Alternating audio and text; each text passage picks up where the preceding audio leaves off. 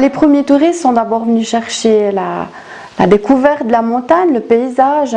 Ils s'intéressaient aussi beaucoup à ce qu'ils pensaient être un idéal de vie, celui des bergers. Ça correspond un peu à l'époque de Rousseau.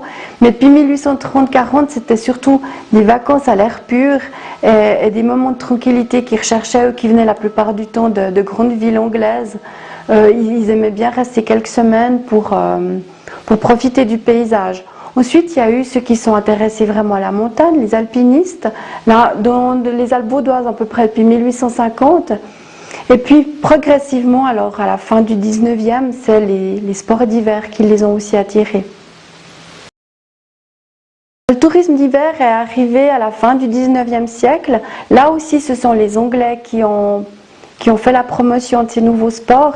Ils avaient déjà commencé un peu vers Saint-Moritz, ensuite dans les Hauts-de-Montreux, et puis peu à peu ça s'est propagé dans les Alpes vaudoises. Ça s'est développé de manière différente dans chaque station, mais enfin ça s'est quand même fait à peu près depuis 1905. Là on a commencé à ouvrir les hôtels en hiver, alors que jusqu'à présent ils étaient seulement ouverts en été. Et puis il y a plusieurs sports qui sont développés. D'abord tous les sports qui étaient liés à la patinoire, le hockey, le curling, la danse artistique, et puis aussi beaucoup de bob. Les Anglais aimaient bien pratiquer le bob, et puis progressivement aussi le ski, mais il est venu un peu plus tard. Ça dépend là aussi des régions. Dans le cas par exemple de Villars, Villars s'est développé avec le tourisme. Villars c'était un petit peu comme Verbier, c'était un pâturage par rapport au village de Long, et c'est le tourisme qui a favorisé l'essor de nouvelles constructions. Autrement, ce qui a surtout changé dans les villages, c'est la construction d'hôtels. Et imaginez-vous en hôtel dans un petit village comme les Diablerets, ça a marqué le paysage au tout départ, hein, on le voyait bien. Puis peu à peu, autour de cet hôtel, s'est construit des pensions, d'autres petits hôtels, etc.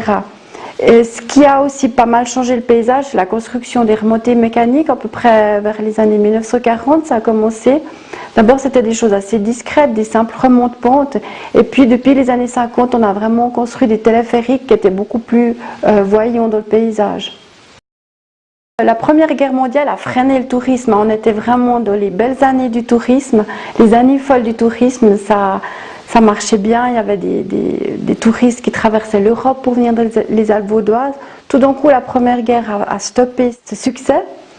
Et les hôtels ont été occupés pendant un certain temps aussi par les internés français, des internés belges qui venaient se reposer dans les Alpes. Dans le cas de l'Aisin, on s'est rapidement aussi occupé des gens qui étaient malades, des gens qui avaient la tuberculose. Et puis rapidement, après la première guerre, ça a vite reparti. Jusqu'à la fin des années 20, là, alors il y a eu en 1929 le crash de Wall Street qui a de nouveau été un grand choc pour le tourisme en Suisse. Pendant la Deuxième Guerre mondiale, il y a un autre tourisme qui est apparu, c'est le tourisme régional. Les gens de la région de Lausanne, de la Riviera vaudoise, de Genève, qui ont commencé à venir de plus en plus souvent à la montagne. Même que c'était la mobilisation, ils avaient un peu de temps libre, ils ne pouvaient évidemment pas sortir de la Suisse, donc ils ont commencé à séjourner dans notre région. Là aussi, les hôtels ont accueilli des internés. Au Diableret, par exemple, il y a même eu des aviateurs américains qui venaient faire quelques semaines, qui étaient surveillés, mais qui étaient très appréciés de la population. Et puis après la Deuxième Guerre, alors là, le tourisme international a eu beaucoup de peine à reprendre. Par contre, c'est le tourisme suisse qui s'est développé, en particulier suisse romand.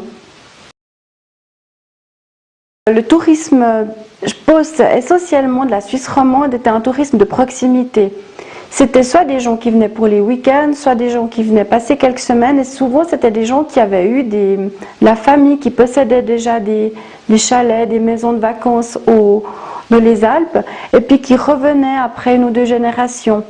Donc il y avait un attachement sentimental qui était assez réel, assez concret et qui dure encore aujourd'hui.